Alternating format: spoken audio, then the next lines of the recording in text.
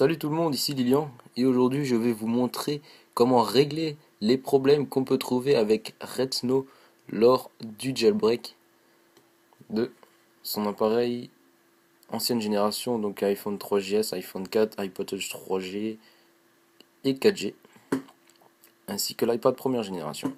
Pour l'iPhone 4S et l'iPad 2, c'est un autre logiciel de jailbreak. C'est pas Redsn0w. Donc déjà, si vous essayez de jailbreaker votre iPhone 4S ou l'iPad 2 avec Redsn0w, c'est sûr que ça va ne pas marcher. Donc, première chose à faire quand vous voulez jailbreaker votre appareil avec Redsn0w, donc vous téléchargez Redsn0w, vous avez un dossier, vous ouvrez le dossier, et sur redsn0w.exe, vous faites un clic droit, vous allez dans Propriétés, dans Compatibilité, deuxième onglet, vous cochez Exécuter ce programme en mode compatibilité pour, et vous sélectionnez Windows 95 ou 18 comme vous voulez. Moi je vous conseille Windows 95. Vous faites appliquer et OK. Ensuite, vous faites de nouveau un clic droit sur Redsn0w et vous faites exécuter en tant qu'administrateur. Ça va vous ouvrir ce message. Vous faites oui. Ensuite, Redsn0w est ouvert. Pour éviter un autre message d'erreur, vous allez dans, avant de faire le jailbreak, vous allez dans Extra. Vous allez dans Select IPSW. Vous sélectionnez le firmware de votre appareil. Donc il va vous demander de le chercher sur le bureau de votre appareil. Le bureau de votre ordinateur, pardon, pas sur le bureau de votre appareil. Donc si vous n'avez pas le firmware de votre appareil, tout ce que vous avez à faire, c'est aller sur le site. Voilà, sur le site felixbrown.de/ipod/firmware/. Vous allez tomber sur cette page. Tout en haut, ce sera pour les iPod bas normal.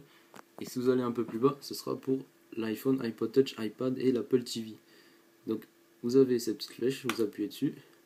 Et ici, vous avez tous les modèles, tous les firmware de tous les appareils disponibles. Donc là, on a l'iPhone, première génération, le firmware 1.1.4. Moi, je suis accompagné d'un iPhone 3GS sous le firmware 5.0.1. Donc, je vais chercher le firmware du iPhone 3GS 5.0.1. Donc il est là, iPhone 3GS. Si vous avez un iPod Touch 4G ou 3G, vous sélectionnez votre firmware. Donc moi j'ai un 3GS, vous cliquez là-dessus.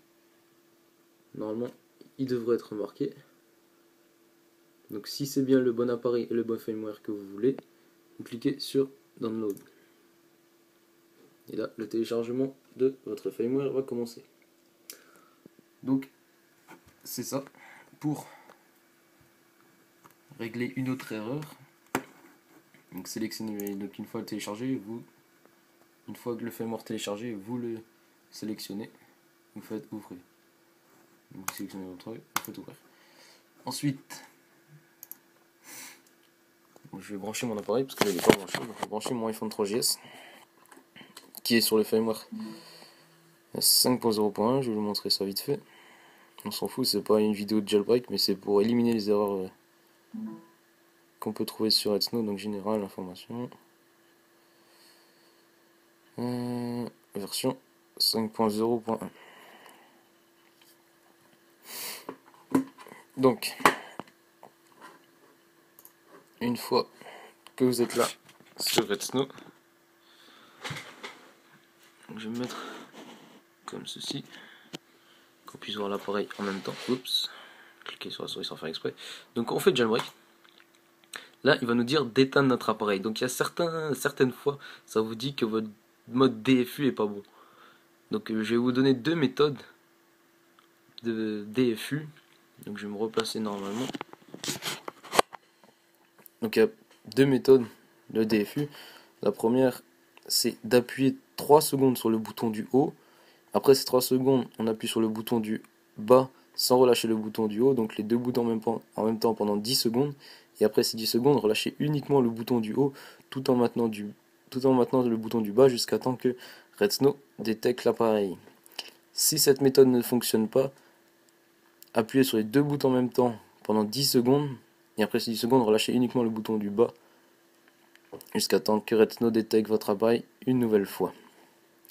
Donc c'est pas mal ça, il me semble, les erreurs que j'ai trouvées sur Red Snow lors du jailbreak. Donc si vous trouvez d'autres erreurs, n'hésitez pas à me faire parvenir dans les commentaires de la vidéo et j'essaierai d'y répondre. Alors merci d'avoir suivi cette vidéo et à la prochaine.